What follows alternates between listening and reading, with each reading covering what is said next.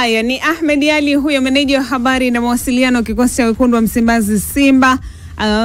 Wachezaji wanazo taarifa swala la uchoyo wa mpira, uchoyo wa mali, uchoyo wa nafasi hautajirudia Benjamin Mkapa, lakini walishindwa pia kumzonga muamuzi. Walikuwa wanaogopa, hawajui muamuzi kaendaje, na wangetia kiherehere na kimbelembele, basi huenda wangeondoka na kadi nyekundu ama kadi za manjano na kuwafanya wacheze pungufu ama wakose baadhi ya wachezaji katika uwanja wa Benjamin Mkapa kwenye mechi ya marudiano. Wakanda kimpira zaidi, hii inatosha kuwa utetezi kwa kile ambacho kimetokea kule Suez Canal. Ahmed Ali ameongea kama msemaji wa taasisi ya Simba Sports Club. Ameongea kulinda image ya taasisi, ameongea kuilinda hadhi ya taasisi ya Simba katika kufukuzia malengo ya kitaasisi ambayo ni ile timu ya mpira iliyo chini ya taasisi ifike hatua ya nusu finali. Hatua ama matokeo aliyopata kwenye hatua hii ya robo finali, mechi ya kwanza, yanaenda kukinzana na yale malengo ambayo taasisi ya Simba ilijiwekea mwanzoni mwa msimu, kwamba wahakikishe timu ya mpira wa miguu ambayo wao wanairan ifike hatua ya nusu finali. Tayari uko nyuma kwa magoli mawili. Ukiwa nyuma kwa magoli mawili, it means umeweka mlima mrefu sana wa kupanda kwenye kufikia yale malengo yako. Sasa wewe kama shabiki ama wewe kama mtu ambao unaipenda Simba Sports Club, mdau, mwanachama wa Simba Sports Club, huu mlima unatakiwa uface kwa namna gani? Kwanza unatakiwa utengenezewe mentality na mtu unayemwamini kwamba hiki ambacho kimetokea Suez ni kitu cha kawaida ambacho kina uwezo mkubwa tu wa kubadilishwa na kuwekwa tambarare. Mashabiki wa Simba sasa hivi wengi, baada ya yale matokeo ya kipigo cha bao mbili, wengi walikufa moyo, wengi waliamini kwamba safari yao imeishia pale. Lakini sasa alipokuja Ahmed Ali katikati ya hii question ya Simba anafuzu ama afuzu na hii hofu ya mashabiki, kilichokuja kutokea ni kwamba Ahmed anakuja kusawazisha imani ya mashabiki wa Simba na kuwapa imani mpya kwamba inawezekana, haijaisha mpaka iishe. Alichokiongea, ukija kwenye mantiki ya kimpira, kwenye engo ya kimpira, ni jambo gumu kweli kweli. Sio jambo jepesi, lakini sio jambo ambalo haliwezekani. Kwa hiyo Ahmed amebaki na ile status ya kwamba ili jambo linawezekana, hivyo anapeleka imani kwa watu ambao wana uwezo wa kulifanya lile jambo likawezekana, na hao watu ni mashabiki 60,000 ambao wataenda Benjamin Mkapa. Simba anahitaji hamasa, mashabiki wa Simba sasa hivi wanahitaji motisha, mashabiki wa Simba sasa hivi wanahitaji kuhanikizwa kujaa Benjamin Mkapa, ili sasa ile hamasa ambayo Ahmed Ali ameifanya kwa kuwaleta mashabiki, wale mashabiki waifanye hamasa ile ile, replicate hamasa ile ile, waipeleke kwa wachezaji siku ambayo mechi itakuwa inapigwa pale Benjamin Mkapa. Kwangu nikiangalia kiengo ya kimpira, ameongea vitu vingi sana. Cha kwanza ameongelea ile issue ya uchoyo, sijui wachezaji wanasikia. Issue ya uchoyo kwangu ilikuwa haimuhusu mchezaji mmoja mmoja kwa ubinafsi wake. Issue ya uchoyo uwanjani ilitokana na namna Al-Masry alicheza. Ulikuwa ukiangalia jana, nilikuwa nafanya tactical analysis hapa kwa namna ambavyo Al-Masry walihakikisha wachezaji wa Simba wanatoka kwenye equation ya mchezo. Jean Chazau aliondolewa kimkakati, Kibu Dennis aliondolewa kwenye mchezo kimkakati, Lionel Ateba aliondolewa kwenye mchezo kimkakati. Game ikawa inajikuta inamtegemea zaidi Elim Panzo, ambaye Elim Panzo kwenye situations alizokuwa nazo uwanjani siku ya jana, kuna attempt alizifanya kuwapa pasi wenzie, Al-Masry wakawa wanaenda na blocks, zile pass wanazintercept, wanapoteza Simba mpira. Kwa kilichokuwa kimebaki sasa, baada ya plan ya mwalimu wa Simba kukwama uwanjani, unahitaji mchezaji ambaye ana uwezo wa kuongeza ubunifu wake mwenyewe, ule uwezo wake binafsi kwenda kuamua mchezo.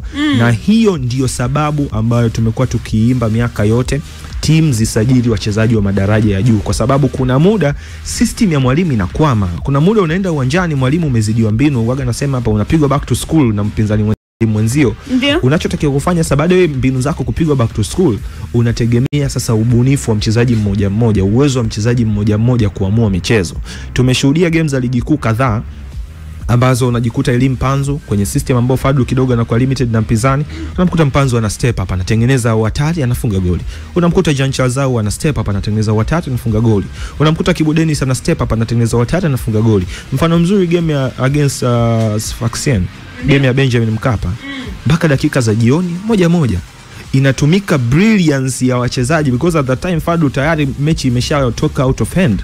Inatumika sasa brilliance ya wachezaji. Angalia Yusuf Kagoma na coordinate na Kibu, movement aliyoifanya na unodi mpira kuupeleka far post, engo ambayo goalkeeper anticipate kama mpira unaweza ukaingia goli. Simba anapata goli, mechi inaisha, Simba ameondoka na faida. Lakini ukimuuliza Kibu, Fadlu alikusaidiaje pale kupata goli? It was out of Fadlu's hand. Angalia game ya Constantine, angalia ile goli analofunga Kibu Denis kutoka nje ya box, ule mkwaju alio strike vizuri. Kocha gani anakufundisha ku strike mpira vile? Ile ni brilliance ya mchezaji mmoja mmoja. Kwa hiyo ule unyimi ama ule ubinafsi unakuja kwa sababu Jean Charles nakupa pasi lakini itapotea. Ateba nitakupigia cross lakini cross zote wanazishinda wapinzani. Sasa mimi nafanya nini? Mimi na uwezo wa kupunguza watu. Mimi na uwezo wa kupita kwenye hii mistari ya ulinzi. Najaribu kupita kwenye mistari ya ulinzi. Na ndio maana game ile ilivyoisha, mashabiki wote wa Simba wanasema game imeisha, lakini mchezaji ambaye tumefurahishwa na kiwango chake ni Ateba.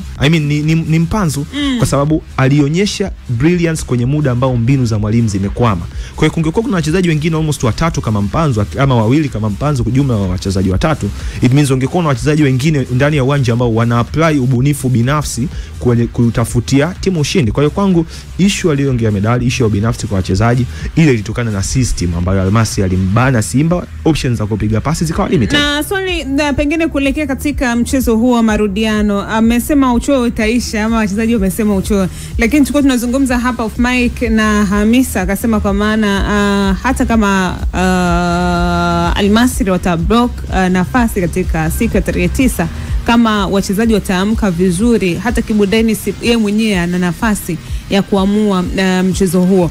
Kwenye mchezo sasa tarehe 9, zile uwezo binafsi ama timu zaidi ni inahitajika kucheza kuhakikisha kwa maana Simba inapata matokeo au kuamua matokeo ya Simba kufuzu nusu finali? Vyote viwili vinahitajika. Unahitaji system sahihi, lakini at the same time unahitaji uwezo wa wachezaji. Simba Benjamin Mkapa mara kadhaa tumeshuhudia ni wachezaji wana step up, wanacheza juu ya uwezo wao, wanacheza juu ya viwango wao, wengine wanacheza kwenye potential zao, timu inapata ushindi kwenye michezo ambayo huwa inakuwa ni migumu maradufu. Simba anacheza Benjamin Mkapa, fullback wa kulia wa Simba anaitwa Zana Omar Kulibali, ambaye status wise ukiwauliza mashabiki wa Simba taja list ya mafullback bora kuwahi kucheza Simba, inawezekana Zana Kulibali asiwepo, lakini angalia performance ya Zana Omar Kulibali kwenye game against Al Ahli. Simba ana uwezo wa kucheza Benjamin Mkapa against timu yoyote, goli anakuja kufunga Ladak Chasambi. Simba anacheza against Oroya, goli anafunga Duchu.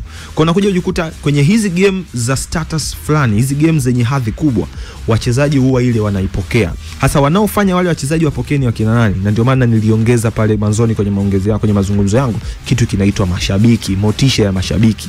Mashabiki ndio wamekuwa funguo ya kwanza ya Simba kwenda kupata ushindi Benjamin Mkapa. Simba anacheza against Esperance, goli alifunga Kibu, lakini waliohakikisha Kibu anafunga goli ni mashabiki waliokuwa jukwani. Kuna muda ukipokea ile vibe ya mashabiki, unalazimishwa kufanya vitu ambavyo labda binafsi usingeweza kufanya. Kuna muda ulikuwa kiangalia Simba kuna piga back pass, anahitaji goli lakini anapiga back pass. Kagoma atapata tampa ya Chemalon Fondo, Chia atapata tampa Hamza, lakini angalia reception ya mashabiki wa Simba walivyokuwa na wadai, no, hicho mnachofanya mnakosea, tunataka mpira uende mbele. Kwa lile jukwaa likikaanga chips pale ambapo umepiga back pass, the next time utarudishiwa pasi unawaza hii ni ipeleke mbele, hii pass ni ipeleke mbele. The moment kuna moment final tulikuwa tukimwangalia Joshua anapoteza mpira. Angalia Joshua alivyokuwa akipoteza mpira, angalia jukwaa lilivyokuwa lina react. Linamtaka mchezaji akipata mpira upossess afanye kitu kilicho sahihi. Kwa hiyo pale sasa ile motisha inayotoka jukwani, wachezaji huwa wanaipokea. Good enough, Simba sasa hivi wana wachezaji ambao wana uwezo wa kupokea pressure, halafu wakaituliza ile pressure, halafu wakaitumia ile pressure kama motisha kwao. Tumeshuhudia hivyo kwenye michezo kadhaa kwamba unapigwa pressure na mashabiki lakini unaipokea. Fine, hii pressure ambayo mnanipa, hii demand ambayo mnataka, ili goli ambalo mnalitaka, sisi tunaenda kuwapa uwanjani. Amefanya hivyo Kibu against Sfaxien, amekuja amefanya tena hivyo kwenye game against alifanya kwenye game pia against Al Tripoli, amekuja amefanya tena kwenye game against Constantine Benjamin Mkapa. Kwa hiyo hichi ambacho kinaendelea sasa hivi, mashabiki ndio ambao wana uwezo wa kwenda kwanza kuhakikisha ile factor ya pili ambayo ni nguvu ya wachezaji kucheza juu ya uwezo wao inafanikiwa. The moment ambapo plan ya mwalimu itafeli, Fadlu anachokiandaa sasa hivi ni mpango sahihi.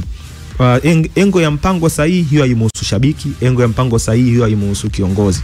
Engo ya mpango sahihi inalihusu benchi la ufundi, kuandaa system nzuri, kupanga wachezaji ambao siku ya mchezo wataenda kuiakisi game plan pale uwanjani. Sasa baada ya mchezaji kupewa game plan, baada ya kocha kuandaa mbinu sahihi, wewe shabiki unakujaje hapa katikati? Wewe shabiki unakuja kumlazimisha yule mchezaji kucheza juu ya uwezo wake, kucheza mara mbili ya kile ambacho amekuwa kikitoa siku zote, kucheza katika kiwango ambacho mnahisi huyu mchezaji anacho.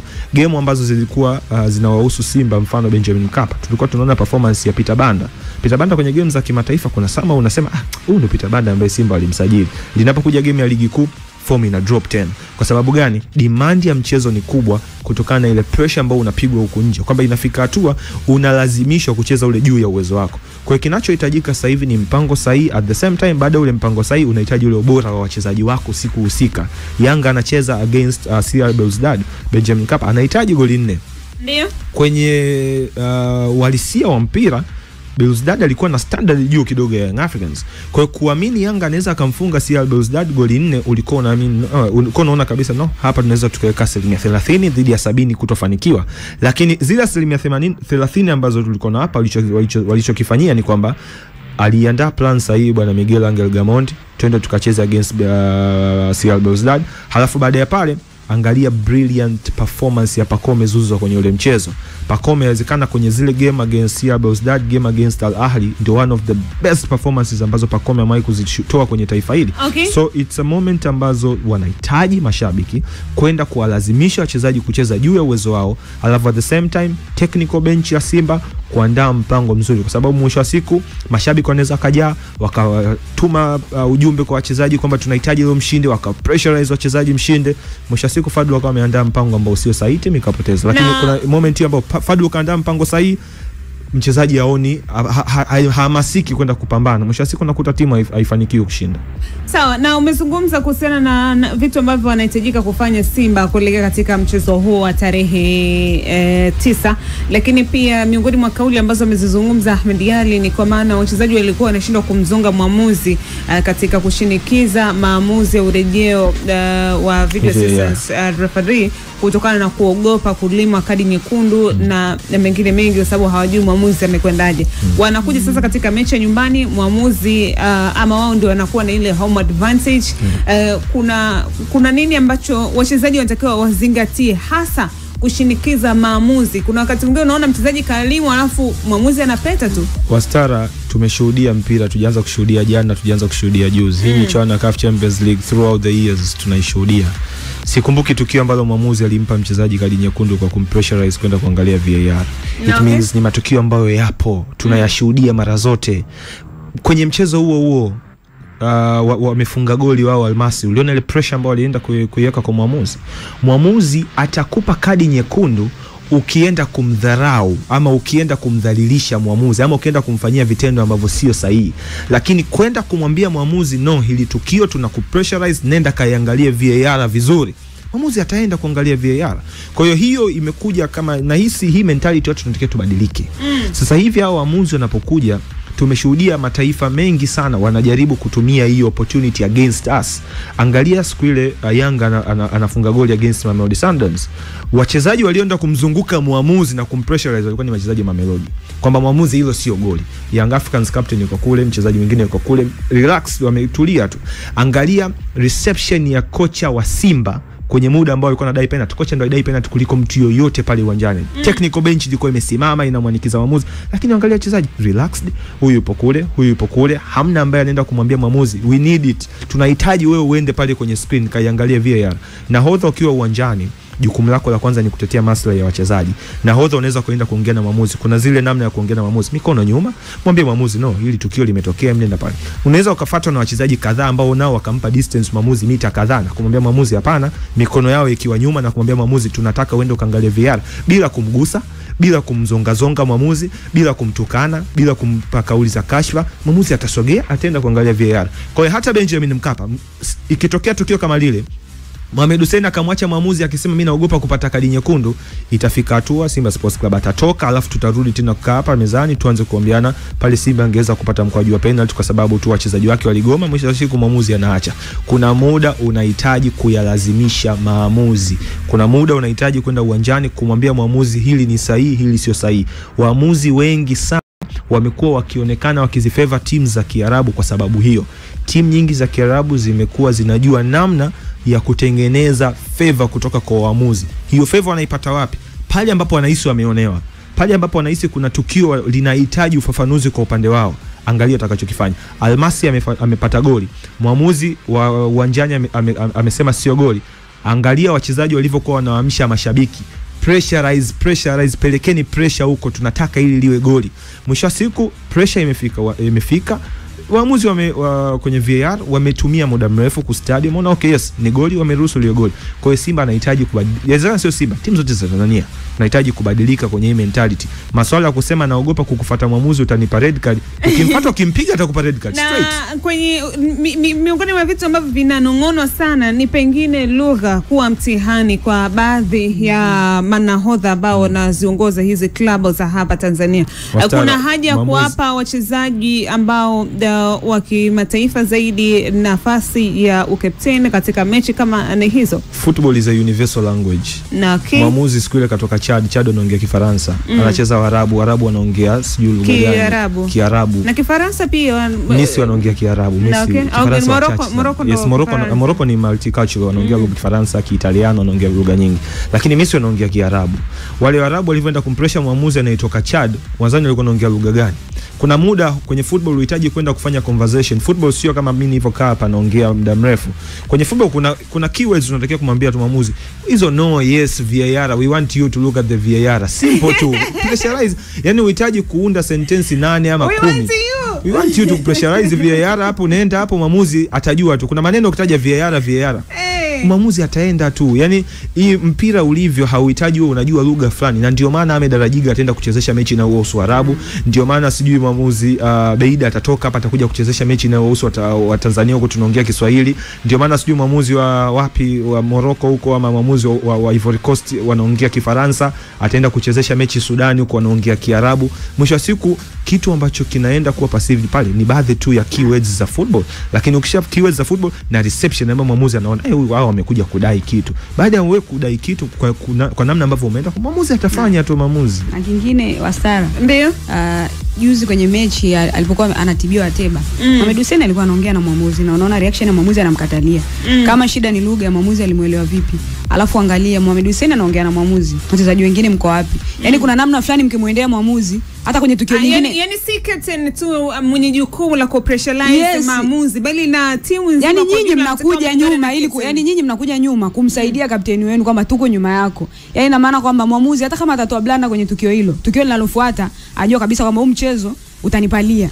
Kama nitashindwa kufanya maamuzi ambayo yatakuwa yatazifavor timu zote, yatanipalia. Kwa hiyo kuna namna fulani hivi ambavyo atapunguza ile naweza nikasema labda kwenye kuionea timu fulani, kwa sababu angalia goli ambalo walifunga Al-Masry. Ile goli angalia namna ambavyo Al-Masry walipofunga goli, mwamuzi mshika kibendera alionyesha ile goli kwamba ni offside. Angalia reaction kuanzia kwenye benchi la ufundi la Al-Masry mpaka watu wataka kuingia uwanjani. Plus wachezaji wenyewe kwanza wakajikusanya, afu kama wakawa wanaenda upande wa uwanja wa kushoto kama wanajaribu kuprotest yale maamuzi ambayo yamefanyika. Uliona alichokifanya mwamuzi. Kwa hiyo nyinyi wenyewe kwanza benchi la ufundi mna react vipi kwenye tukio linavyotokea? Wachezaji nyinyi wenyewe uwanjani. Lakini kingine pia tunapaswa kufahamu kwamba mwamuzi anapokuwa anachezesha mchezo yeye ndo anakuwa mtu wa kwanza. Yawezekana kwa mtu wa kwanza au asilione tukio depending na eneo ambalo limetokea. Kulikuwa kuna kundi kubwa la watu labda likamnyima visibility ya kuweza kuliona tukio. Mwamuzi anaitwa kwenda kuona tukio. Ikiwa yeye amelishuhudia kwake akaona it's okay, au labda kuna kitu ambacho kilitokea hajakiona, kule ataitwa. Ndio maana ile inaitwa video assistant referee. Inamsaidia mwamuzi kwenye kufanya nini, kwenye kutengua maamuzi yake ambayo kwa wakati husika anakuwa